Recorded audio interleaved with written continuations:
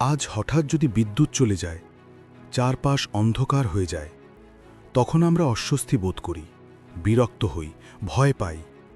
কিন্তু একসময় ছিল যখন রাত মানেই ছিল অন্ধকার, আর সেই অন্ধকারই ছিল মানুষের স্বাভাবিক জীবন।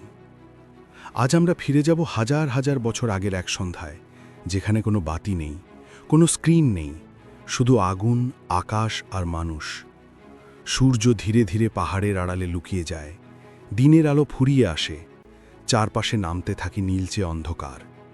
প্রাচীন মানুষ জানত রাত আসছে মানেই প্রস্তুতি নেওয়ার সময়। কেউ জঙ্গল থেকে শুকনো কাঠ কুড়িয়ে আনে, কেউ আগুন জ্বালানোর ব্যবস্থা করে। এই আগুন শুধু আলো নয়, এই আগুনই তাদের জীবন। আগুন জ্বলে উঠলে অন্ধকার একটু একটু করে সরে যায়, কমলা আলোয় ভেসে ওঠে মানুষের মুখ। এই আলোতে তারা নিজেদের নিরাপদ মনে করত। এই আগুনের চারপাশেই বসে তারা, পরিবার, সন্তান, বয়স্করা, সবাই এক জায়গায়।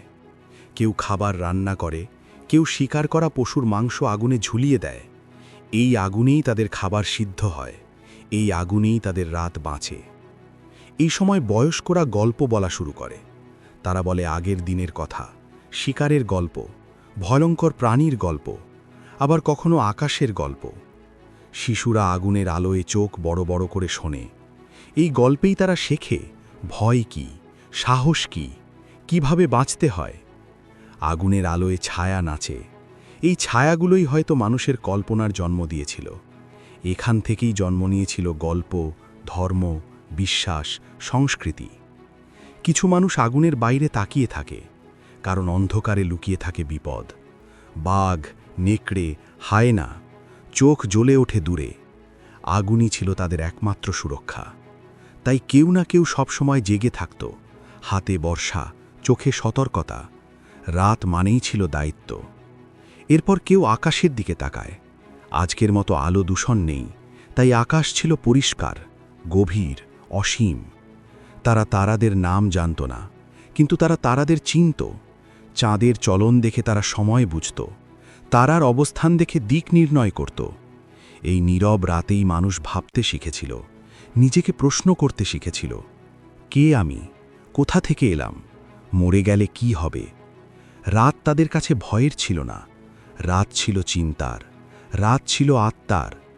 ধীরে ধীরে আগুন নিভে আসে, এক এক করে মানুষ ঘুমিয়ে পড়ে, কেউ মাটিতে, কেউ পশুর চামড়ার উপর। আকাশে তখনও তারা জ্বলছে, নীরবতা চারপাশ ঢেকে ফেলে, শুধু ঝিঁঝি পোকার শব্দ। এই ছিল বিদ্যুৎহীন রাত। কোনো নোটিফিকেশন নেই, কোনো তারা নেই, কোনো কৃত্রিম আলো নেই।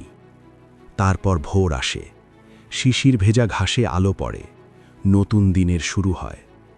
আজ আমাদের ঘর আলোয় ভরা, কিন্তু মন কি ততটাই আলোকিত? আমরা রাত জাগি স্ক্রিনে, তারা রাত জাগত আকাশ দেখে। আমরা আলোয় ডুবে থাকি, তারা অন্ধকারে নিজের ভেতর তাকাত। হয়তো তাই তারা কম জানত, কিন্তু বেশি অনুভব করত। এই গল্প শুধু অতীতের নয়, এটা আমাদের জন্য এক প্রশ্ন। আমরা কি সত্যিই উন্নত হয়েছি, নাকি শুধু আলো বাড়িয়েছি? কখনো বিদ্যুৎ চলে গেলে অন্ধকারে বসে আকাশের দিকে তাকান, হয়তো সেই অন্ধকারেই আপনি আবার মানুষকে খুঁজে পাবেন।